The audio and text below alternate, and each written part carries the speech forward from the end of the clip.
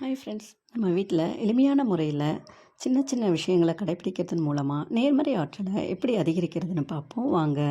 எப்போவுமே நைட்டு தூங்குறதுக்கு முன்னாடி கிச்சனை சுத்தம் பண்ணி வச்சுட்டா காலையில் எழுந்து கிச்சனுக்குள்ளே போகும்போது நல்ல நேர்மறையான எண்ணங்கள் நம்ம மனசில் உருவாகும். காலையில் முடிஞ்ச அளவு அடுப்பில் முதல்ல பால் காய்ச்சுங்க.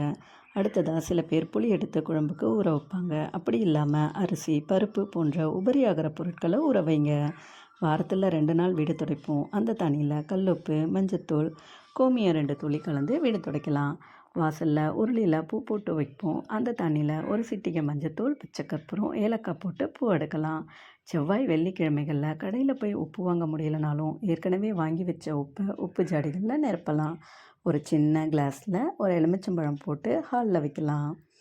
இதே மாதிரி பூஜை ரூமில் சமையல் அறையில் கடைப்பிடிக்க வேண்டிய சின்ன சின்ன விஷயங்களை அடுத்த வீடியோவில் சொல்கிறேன். அதுக்கு நம்ம சேனலை சப்ஸ்கிரைப் பண்ணி பெல் ஐக்கானை ப்ரெஸ் பண்ணுங்கள். நான் போடுற வீடியோ உடனுக்குடன் உங்களுக்கு வந்து சேரும். பாய்.